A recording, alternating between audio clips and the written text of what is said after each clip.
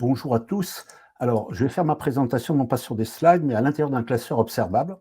Je mets dans le chat l'URL que vous pouvez utiliser, c'est-à-dire que en parallèle de ce que vous allez voir à l'écran, vous pouvez, dans un navigateur à vous, vous connecter sur ce classeur et puis au moins lire ce que je fais.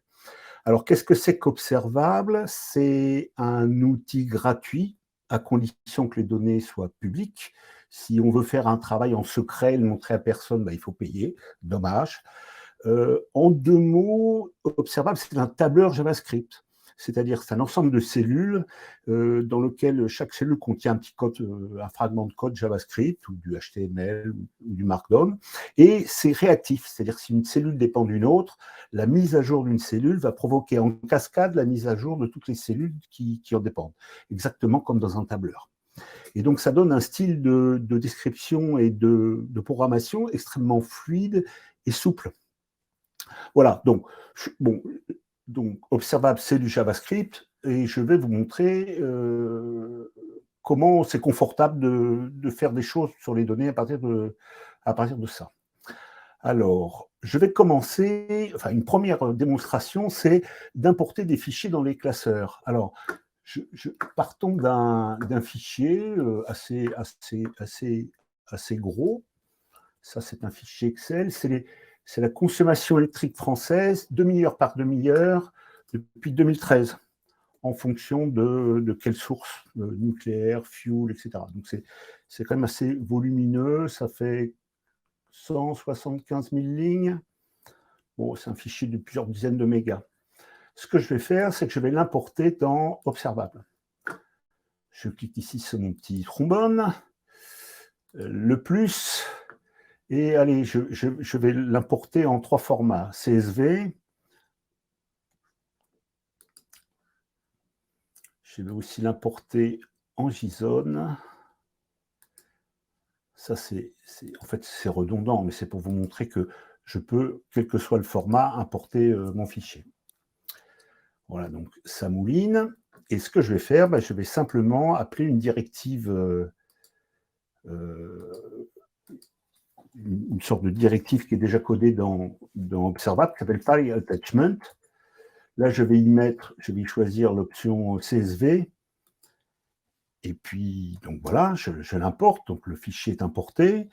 Je dis que c'est du CSV, donc je veux qu'il me le décode. Et là, une fois que le calcul est terminé, j'obtiens un tableau JavaScript qui possède 157 000 lignes. Et chaque ligne, c'est un objet avec une date, le total, la consommation de fuel, etc. Donc là, mon fichier CSV est devenu exploitable. Mais les plus attentifs d'entre vous vont dire « Ouais, mais attendez, là, c'est pas terrible parce que les totaux, là, tout ça, c'est des chaînes de caractères, donc c'est pénible, ça va pas être facile pour calculer des sommes, les choses comme ça. » Alors, c'est vrai. Alors, il y a un dispositif qui est prévu dans la procédure d'importation, c'est de dire que je veux qu'il essaye de me deviner les types des données. Et dans ce cas-là, j'obtiens une table dans laquelle vous voyez, les chaînes de caractères sont devenues des nombres, les dates sont devenues des dates, etc. À tel point que c'est pratiquement directement utilisable. Et alors, je vais même vous en faire la démonstration sous cette forme-là, parce qu'il est gentil comme tout. Si ici j'appuie sur ce bouton-là d'importation,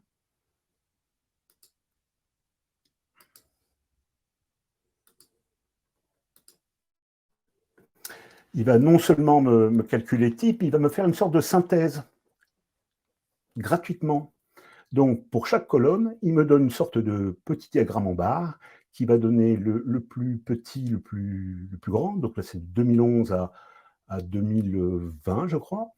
Il me donne la courbe de distribution des totaux, des consommations de fuel, de charbon, etc. Et alors, cerise sur le gâteau, je peux naviguer dans ce tableau, mais je peux aussi sélectionner, par exemple, où se trouvent les pics de consommation nucléaire. C'est-à-dire, si je sélectionne un intervalle de valeur ici, il va automatiquement me filtrer toutes les données qui correspondent à ce pic de consommation nucléaire. Voilà. Alors, si je suis vraiment très vaillant, et que je veux me la péter un peu, je peux même lui demander de me faire par exemple des petits schémas. Donc, je vais lui dire, voilà, donne-moi, s'il te plaît, un area chart. Donc, si je mets le nom de la source de données, électricité 2, je mets la date et que je mets ici le total, et ben, l'environnement observable va gentiment c'est une courbe si je ne fais pas de faute d'orthographe. Voilà. Ça, c'est la consommation demi-heure par demi-heure de 2012 à 2020. Pas mal, non? Alors, je peux faire la même chose en JSON. Donc, je vais ici, pareil, je vais faire un file attachment. Il me le complète. Je vais dire que je veux du JSON. Je lui spécifie que c'est bien du JSON. Voilà, mes 15 000 objets sont récupérés dans le classeur. Pareil, donc j'ai ici, là, il me recharge des chaînes de caractères, donc il faudrait que je fasse la même astuce. Et alors, fin de la démonstration, je peux aussi faire ça en Excel, ce qui est quand même assez pratique dans beaucoup de cas, puisque je n'ai pas besoin de passer par des formats textuels type CSV ou autre.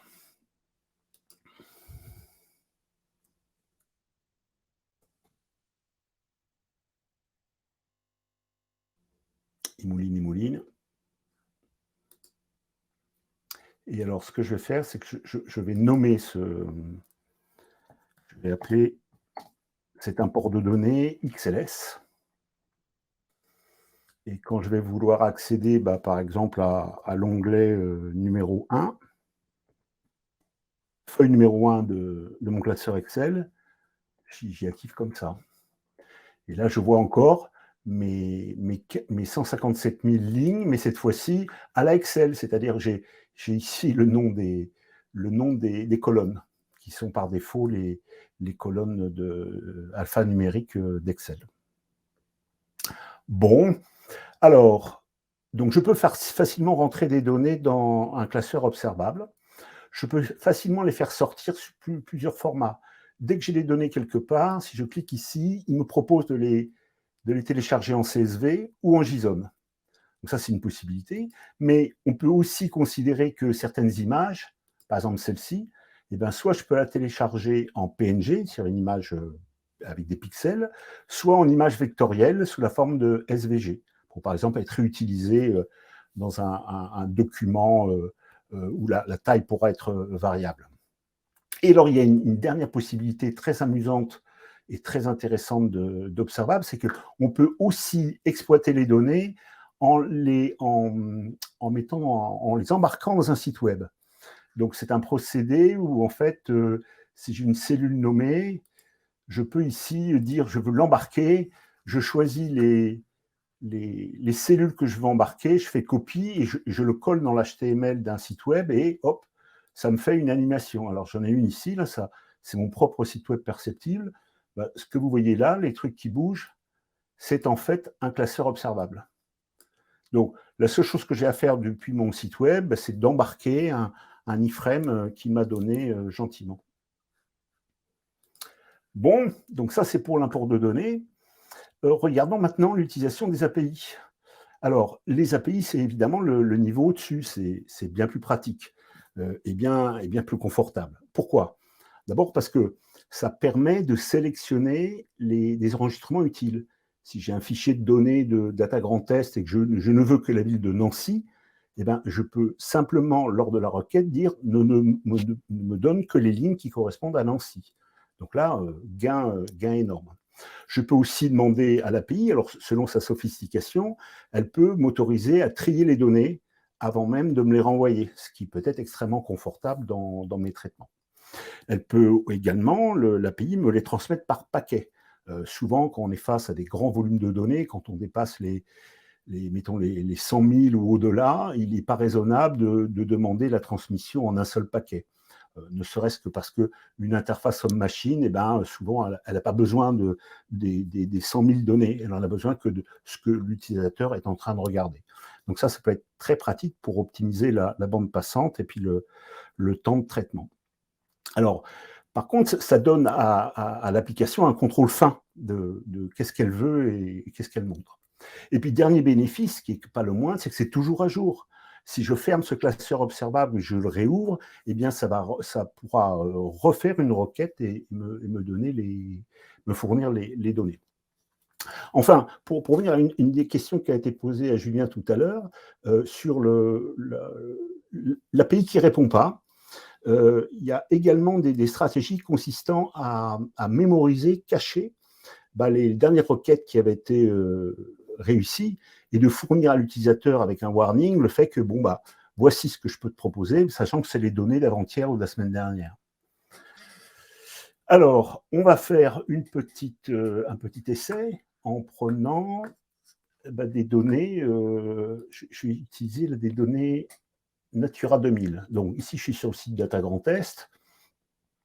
Ici, je clique sur API. Bon, je passe les détails, mais en gros, ici, je peux choisir plein de paramètres. Mais si je sélectionne cette URL et que je la copie et que je reviens dans mon classeur observable, il me suffit de mettre l'URL ici, dans le champ qui va bien. Et puis, je peux faire une requête. Alors, ici, je vous fais une version requête en JavaScript. C'est une sorte de petit code, fetch, le nom de l'URL, réponse, etc. N'empêche que ça marche parfaitement. Ça me renvoie un objet JavaScript qui me dit que ça a réussi, ça m'a renvoyé une ligne, et voici l'objet. Donc, c'est un objet contenant une seule ligne avec des données, non, même pas données géographiques, c'est des données textuelles. Alors, essayons sur un truc un peu plus volumineux, l'indice de qualité de l'air. Donc, pareil, je suis sur le site Data Grand Est, je clique sur API, j'ai ici l'URL, je la copie. Et ici, je reviens dans mon classeur, je mets ici l'URL, et là, je vais utiliser une forme un peu abrégée de la requête, c'est d3.json, je mets le nom de l'URL, et là, bingo, ça me dit que ça a réussi, que j'ai 904 lignes de requêter, mais il m'en a renvoyé que les 100 premiers. Donc là, j'ai un tableau JavaScript pour les connaisseurs, et je peux examiner ligne par ligne le contenu des données qui sont là. Et alors, bien m'en prend, parce que si je descends trop bas, je m'aperçois qu'ici, j'ai un champ GeoShape qui est en fait un polygone donnant des points GPS permettant de tracer le contour de la commune. Sauf que, parce que là j'ai l'œil, c'est pas vraiment sous la forme d'un tableau JavaScript, c'est en fait une chaîne de caractères. Alors, c'est un format qui convient à beaucoup d'outils, mais pas en JavaScript, ça ne va pas être pratique. Donc, ce que je vais faire, c'est que je vais retravailler ces données. Et ici, j'ai préparé un petit code JavaScript tout bête qui, en fait, va créer un nouveau champ qui va s'appeler Geo et qui contiendra la forme tableau de mes coordonnées. Donc, je viens de l'exécuter. Et qu'est-ce que je vois apparaître ici? Eh bien, que maintenant, j'ai un champ Géo qui contient des coordonnées sous forme d'un vrai tableau JavaScript avec pour chaque unité des nombres. Voilà. Et donc, ce format-là va être bien plus facile à manipuler en JavaScript ou, comme je l'ai expliqué tout à l'heure, à exporter en JSON. C'est-à-dire que là, j'ai importé des données JSON qui provenaient de l'API. Je les ai traitées pour les améliorer, les rendre plus faciles à être exploités, et je peux les récupérer sur mon disque dur. Donc voilà, en vite fait, une démonstration de ce qui est possible de faire en observable. Je n'ai pas le temps de vous montrer, mais il y a des démonstrations tout à fait convaincantes où Observable peut se connecter à des bases de données qui sont locales au classeur. C'est assez étonnant. Elles peuvent être aussi locales à la machine sur laquelle on travaille, ou elles peuvent même être distantes sur le web, à l'autre coin de la planète. Et ça va fonctionner de la même manière. Je vous ai placé ici quelques références. Si cette présentation a aiguisé votre curiosité, ici, il y a une liste de tutoriels. Alors, la plupart sont en anglais, hein, je le regrette, mais c'est la vie. Donc là, tout pour apprendre à manipuler Observable. C'est ici toute une collection de liens pour apprendre à justement importer des données à l'intérieur d'un classeur observable.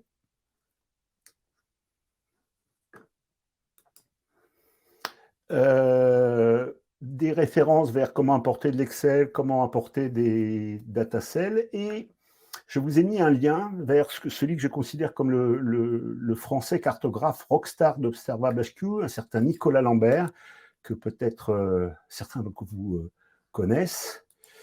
Donc, Nicolas Lambert a fabriqué un nombre incroyable de notebooks, de collections de notebooks. Il est également l'auteur d'une bibliothèque JavaScript qui s'appelle Bertin.js, que je recommande à tous les cartographes, parce que cette bibliothèque peut, en quelques paramètres, produire des choses absolument superbes et très, très fines, quoi, qui respectent les règles de la visualisation de données. Voilà, je crois que j'en ai terminé de ce que je voulais vous raconter. Si vous avez des questions, ben, je suis prêt.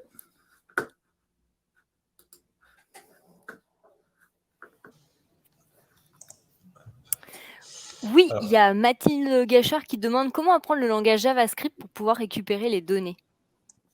Ce qui pourrait être une première étape, effectivement. Alors, en fait, dans Observable, la philosophie, c'est, même si je ne comprends pas tout, je cherche un classeur qui fait ce que je veux faire. En fait, il y a des centaines de milliers de classeurs qui sont disponibles en accès libre. On fait fork et on remplace l'URL que l'on veut et hop, ça se met à marcher. C'est-à-dire que la méthode pédagogique qu'il y a dans Observable, c'est, eh ben, même si je ne comprends pas tout, je copie-colle ce qui semble marcher et je modifie les paramètres. Et j'avoue que ça marche pas mal, y compris pour des gens qui ne connaissent pas JavaScript. Alors bon, c'est vrai c'est quand même un peu de la programmation, donc il ne faut pas non plus se leurrer, c'est un peu plus compliqué que cliquer sur un bouton. Mais même pour des gens qui ont une connaissance très superficielle de ce qu'est la programmation, c'est jouable. J'en connais qui en fait font des merveilles avec Observable et des classeurs en les réutilisant. Je crois que ce qu'on peut ajouter, alors moi je connais pas bien Observable, mais c'est un projet qui est assez récent et justement qui permet d'utiliser la puissance de JavaScript et notamment des librairies de visualisation de données, qui a un peu révolutionné, je dirais, la façon d'utiliser le JavaScript pour faire de l'analyse dans des carnets, dans des notebooks. Oui. Tout à fait. Observable à 5 ans environ. Son créateur est un certain Mike Bostock, qui est aussi le créateur de la bibliothèque D3. Mais là, on a affaire à des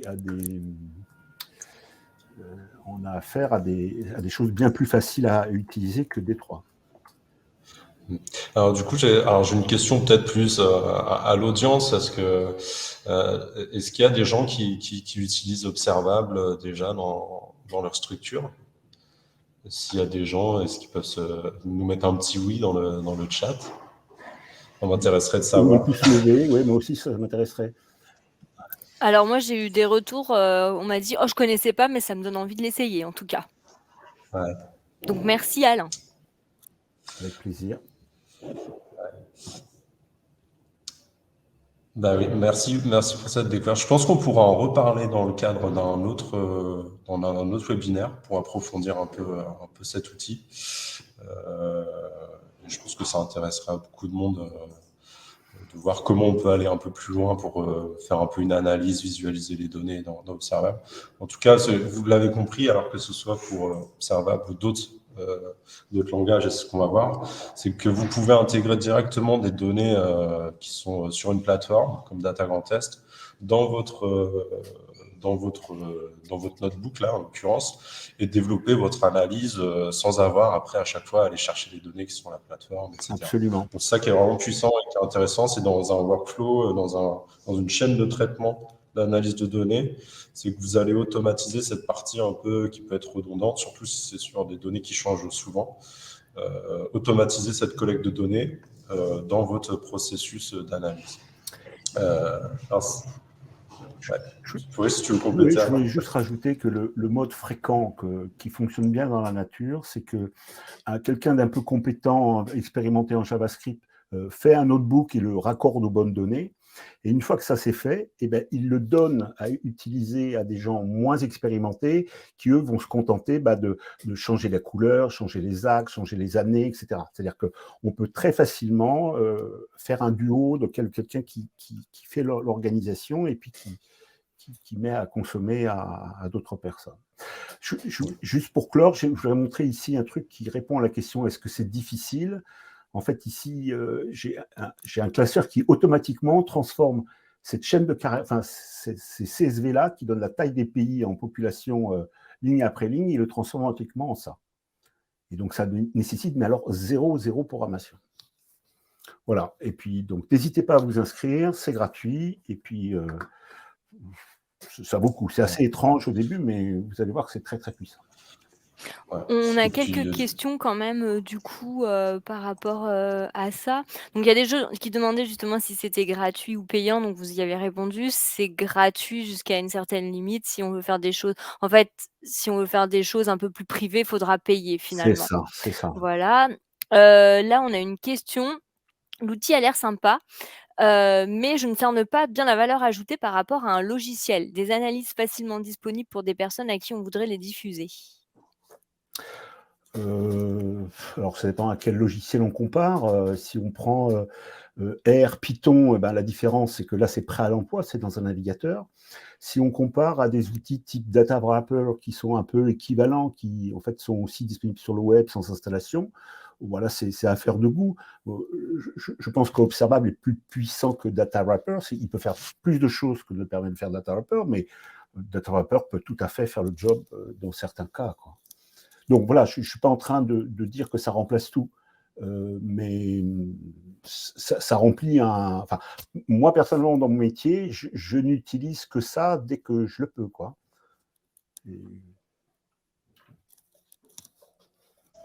Ouais, et puis l'intérêt de ce genre d'outil, c'est ce qu'on disait tout à l'heure, c'est quand on est vraiment dans une logique de développer une chaîne de traitement. Ça va être difficile à faire avec des outils type Data Wrapper ou des tableurs. Oui. Et c'est tout l'intérêt de ces notebooks, d'utiliser des langages pour analyser les données, c'est que vous allez pouvoir enchaîner les traitements, l'exploration des données, en mêlant du code, la visualisation. Et c'est là que c'est intéressant, c'est de pouvoir faire ces allers-retours en matière d'exploration. Et après, du coup, la seule limite que vous avez, en fait, c'est votre maîtrise du langage. Et c'est ça qui va vous permettre d'aller de plus en plus loin dans ce que vous voulez faire, à l'inverse de logiciels où vous allez avoir un ensemble de fonctions prédéfinies qui vont vous aider à faire des choses très bien, très facilement, et c'est aussi intéressant. Et du coup, là, on est dans une autre approche plus chaînée de traitement et d'analyse de données. C'est ça, je dirais, la différence. Et on va le voir après avec d'autres présentations, notamment Clément, dans R. Donc c'est cette idée qu'on va développer aussi tout au long du webinaire. Alors, je vous propose, s'il n'y a pas d'autres questions. Si, il y en a d'autres. Alors, il y en a une, elle fâche peut-être un peu, c'est l'hébergement de cet outil. Il est où? En France, en Europe, aux États-Unis? Où c'est que transitent les données que nous manipulons? Alors la réponse est, c'est hébergé aux États-Unis sur AWS, Amazon. Il est possible pour les gens qui ont de l'énergie de l'héberger localement, mais ça demande beaucoup de travail, quoi. Il y a notamment, on peut disposer d'un runtime que l'on peut downloader. Je connais des gens qui le font, notamment Airbus a fait des essais.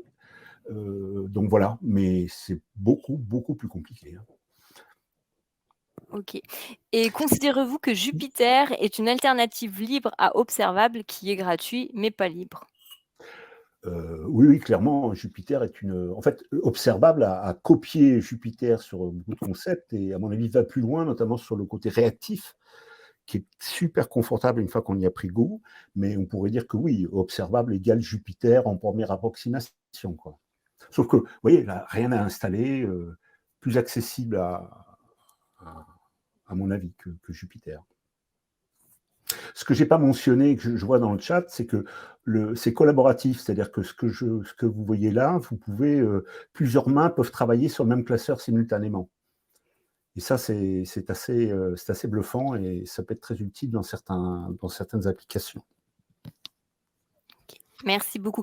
Il y a encore des questions qui arrivent, mais ce qu'on fera, c'est que on essaiera de faire une petite FAQ après le webinaire pour répondre aux questions qu'on n'aurait pas eu le temps de répondre pendant le webinaire. Donc vous inquiétez pas, on essaiera de répondre à toutes vos questions, même si on répond pas là tout de suite maintenant en direct. Voilà, comme ça on va pouvoir enchaîner. Ouais. Et puis si vous voulez creuser le sujet, vous pouvez rejoindre le groupe de travail. On se réunit Absolument. pour parler de la programmation des prochains événements. Donc si vous voulez qu'on parle d'Observable et vous militez pour, n'hésitez pas à nous rejoindre. Donc merci beaucoup Alain, c'était top.